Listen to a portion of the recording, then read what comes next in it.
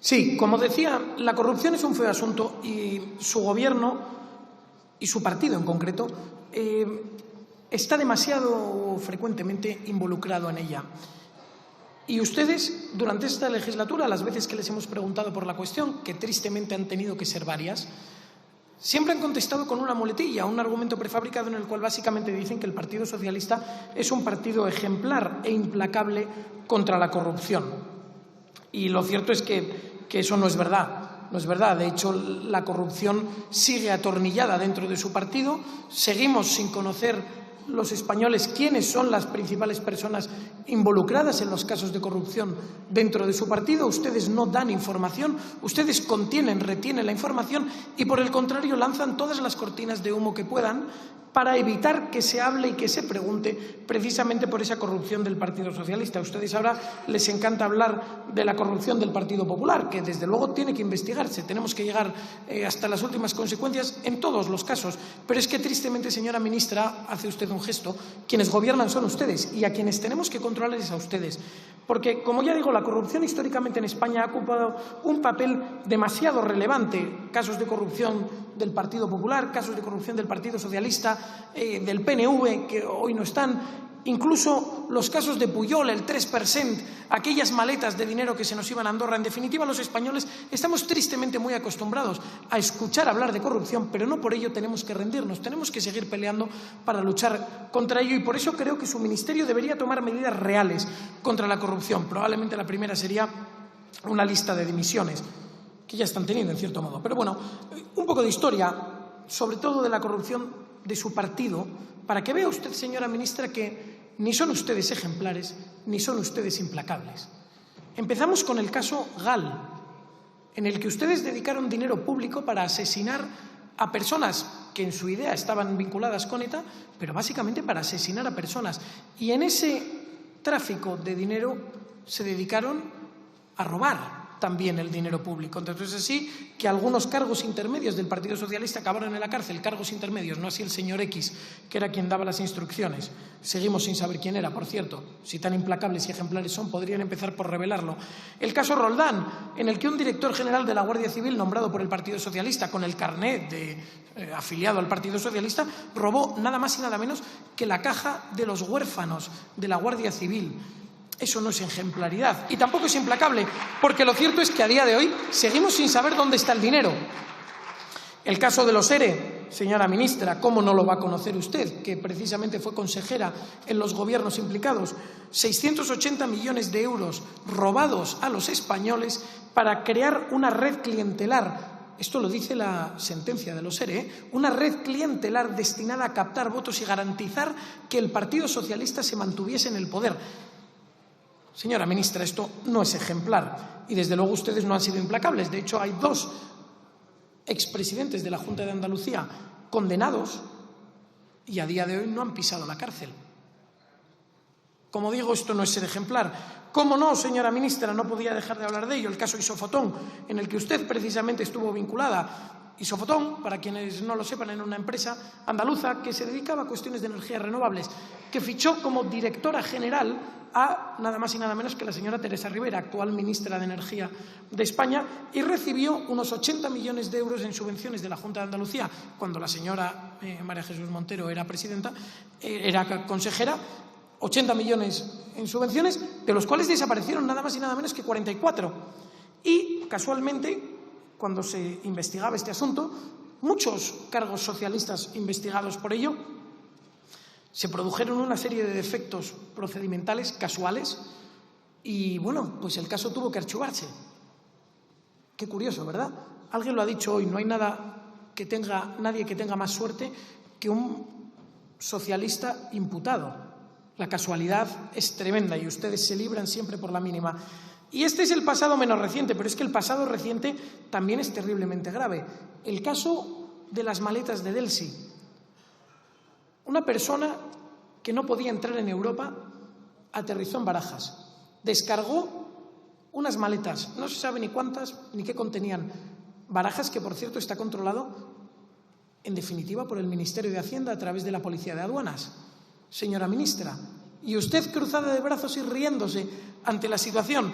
El caso Delsi fue uno de los más llamativos, porque precisamente el señor Ábalos estaba involucrado precisamente en ese caso. El mediador de los robos más recientes del Partido Socialista estaba involucrado, físicamente presente, cuando se produjo la descarga de las maletas. Y cuando solicitamos que se mostrasen al público las grabaciones de las cámaras del aeropuerto de aquel momento, casualmente, en un primer momento parecía que se habían perdido, en un segundo momento no se podían mostrar y en un tercer momento resulta que fueron destruidas. Eso no es ser ni implacable ni ejemplar, señora ministra.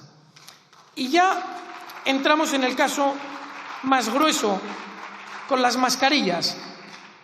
Mientras los españoles morían, mientras los españoles estaban encerrados en sus casas por una orden inconstitucional de su gobierno, ¿esto no es ejemplar, señora ministra? Su gobierno se dedicaba a hacer tratos oscuros con compañías en multitud de ocasiones falsas, dirigidas, al menos una parte de ellas, por miembros del Partido Socialista, que recibieron pingües beneficios y, como digo, mientras todos los españoles estábamos encerrados y muchos falleciendo. El señor Illa cerró contratos innumerables. Uno de ellos, 3 millones de euros para comprar respiradores a una empresa que se dedicaba a comercializar yeso. La señora Darias, en el Ministerio de Sanidad, continuó con esta actividad y a día de hoy, señora ministra, no sabemos nada. Ustedes no han revelado ni una pizca de información al respecto que permita esclarecer los hechos y averiguar cuál fue la verdad. Esto no es ejemplar y, desde luego, no es ser implacable. El caso de Baleares, tampoco sabemos nada. De hecho, la expresidenta de Baleares, hoy presidenta del Congreso, compareció para dar unas explicaciones, se agradece el intento, en el que no explicó absolutamente nada. No sabemos qué contratos se cerraron, no sabemos con quién, no sabemos quién obligó o conminó a estos gobiernos autonómicos a cerrar esos contratos que, como ya digo, proporcionaron pingües beneficios a compañías que en multitud de ocasiones fueron creadas ad hoc para esta cuestión y que en ocasiones ni siquiera fueron capaces de cumplir con su parte del trato. Tal es el caso de Baleares, en el que las mascarillas resultaron no ser válidas. Recientemente hemos encontrado que en Extremadura se han hallado nada más y nada menos que 500.000 mascarillas abandonadas en un sótano. No sabemos ni a quién se le compraron, cuál fue el beneficio. En definitiva, señora ministra, si ustedes pretenden ser ejemplares e implacables, deberían empezar por dar a España toda esta información. Porque, como ustedes decían, España no se merece un gobierno que mienta. España no se merece un gobierno corrupto y que oculta y esconde y justifica a los corruptos. El caso Koldo, el mediador para la venta de esas mascarillas, estaba dentro del ministerio, cobraba un sueldo público, se sentaba en el despacho de un ministro, fue nombrado consejero de Renfe y ustedes no han dicho nada. Su silencio, señora ministra, es atronador. No sabemos con quién tejió el señor Koldo su trama dentro del ministerio. Ustedes tienen esa información, ustedes tienen esas grabaciones, porque nos consta que han podido acceder a ellas. Ustedes tienen todo el expediente de la investigación y, sin embargo, se niegan a revelar ni una pizca de verdad. Y lo cierto es que algunas personas dentro del Partido Socialista empiezan a rebelarse contra esto. Ya ha habido un chorreo de dimisiones dentro de la Dirección General de Fondos de la Unión Europea, que usted coordina, señora ministra. Hasta 2 directores generales de la Unión Europea, de fondos de la Unión Europea, han dimitido. Lo mismo sucede en la Abogacía del Estado, en la que varios de los responsables de departamentos están ya solicitando al Gobierno que les permitan dimitir para escapar del tufo corrupto que su partido y su Gobierno exuda. Cómo no, señora ministra, y por no dejar alguno de los casos más palmarios, el caso del Tito Berni, a día de hoy no sabemos nada. Los teléfonos móviles de la trama corrupta que han desaparecido, los acuerdos oscuros cerrados en las dependencias del Partido Socialista del Congreso de los Diputados, de los cuales no sabemos nada. Ustedes no han dicho ni mu, no son ni ejemplares ni implacables. Y si ya es mala la corrupción económica, el robar el dinero de los españoles, peor aún es la corrupción moral en el que su Gobierno está instalado. Ustedes, señora ministra, avalan con sus actos toda esta trama corrupta que apesta y que embarra la política española. El señor Sánchez permitió el rescate de una empresa con la cual mediaba su mujer y le adjudicó a dedo en un Consejo de Ministros 600 millones de euros. Una empresa que acto seguido fue vendida o se autorizó la venta a una compañía privada, es decir, el dinero de los españoles que se ha volatilizado. Ustedes, señora ministra, han reducido las penas para los condenados por malversación de caudales públicos. Ustedes, ministra, han aprobado o van a aprobar una amnistía a medida en la que precisamente se va a incluir a esos Pujol del 3%. Señora ministra, de los que hablábamos, uno de los principales casos de corrupción. En definitiva, ustedes no son ni ejemplares ni implacables. Por el contrario, son el partido más corrupto de la historia de España y son cómplices de la corrupción que España está padeciendo. Así que, señora ministra, le ruego que adopten medidas reales y tajantes o que, por el contrario, dimitan y se sometan a la justicia. Muchísimas gracias.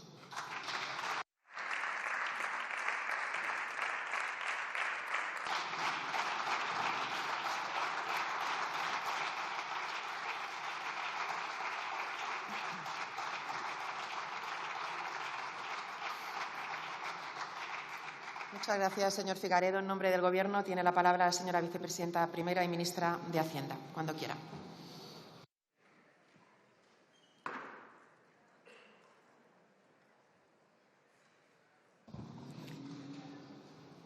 Muchas gracias.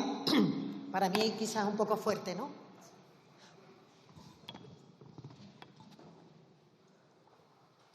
Sí, muchas gracias, señora presidenta. Efectivamente, señor Figaredo, comparezco a petición del Grupo Parlamentario Vox para recordarlo a todos los que nos escuchan que usted representa a esta formación política y, por tanto, para explicar las medidas que aplicará el Ministerio de Hacienda en el combate contra el fraude y la lucha contra la corrupción. Yo creo, señor Figaredo, que para luchar contra la corrupción no hay que mentir, no hay que hacer insinuaciones que no tienen ningún sostén documental ni probatorio. No se puede intentar, a través del rédito político, dejar en la mínima insignificancia a aquellos que realmente se han beneficiado de una situación de pandemia en la que miles de personas morían con motivo del virus y en la que la gran mayoría de los servidores públicos de este país, da igual con qué color político, nos partimos la cara por intentar defender a la gente, defender al personal sanitario, a los policías, a los guardias civiles, a los jueces, a todos aquellos que requeríamos su presencia para poder continuar en la lucha contra la enfermedad. Y es importante hacerlo constar, porque a veces, a costa de magnificar las ramificaciones o las importancias, se deja sin efecto justamente a aquellos que fueron culpables de enriquecerse a costa de esta situación. Algo reprobable desde todos los puntos de vista, tanto política, moralmente y espero, señoría, que penalmente en aquellos que se hayan enriquecido efectivamente en esta situación. Segunda cuestión, señor Figaredo. Yo creo que es muy importante decir, para que todo el mundo nos escuche, que los contratos del caso que usted cita fueron legales y los procedimientos fueron correctos. Esto hay que repetirlo, porque, claro, el juez no duda del comportamiento de los servidores públicos. Eso no está en cuestión en la investigación. Aquí lo que está en cuestión es si efectivamente algunas personas cercanas a los entornos hicieron un negocio a costa de esto de forma ilícita, irregular o, desde luego, no acorde con ningún tipo de ética ni ningún tipo de comportamiento. Pero me gustaría que estas cuestiones también se tuvieran en cuenta. No es lo mismo que un contrato se amañe para que otro se enriquezca, que los contratos sean legales y haya personas en el entorno que se hayan enriquecido. No es lo mismo. Tanto en el Gobierno de España, en el Gobierno de Canarias o en el Gobierno de Baleares.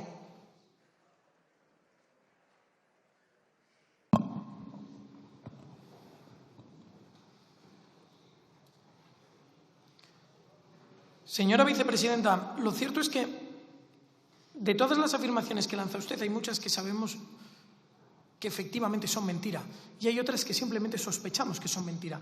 Lo cierto es que aquella moción de censura en la que el Partido Socialista accedió al Gobierno en el año 2018, que precisamente venía motivada por la corrupción del Partido Popular, quien la defendió fue precisamente el señor Ábalos. Señora ministra, el señor Ábalos, precisamente la piedra angular de la corrupción del Partido Socialista, es precisamente quien más alto habla. Y el caso de que usted esté ahora hablando con tantas estridencias sobre la corrupción nos hace sospechar que usted sabe mucho más de lo que está contando. Y como le digo, miente usted cuando dice los contratos eran legales. Miente, bueno, o oculta la verdad, porque a todos los efectos es lo mismo. Señora ministra, ustedes adoptaron un procedimiento urgente para cerrar todos esos contratos. En ese procedimiento urgente, básicamente, para que todos los españoles lo entiendan, la asignación del contrato se hace prácticamente a dedo porque se justifica que existe una situación de emergencia. El problema no está ahí. Hasta ahí todo es legal.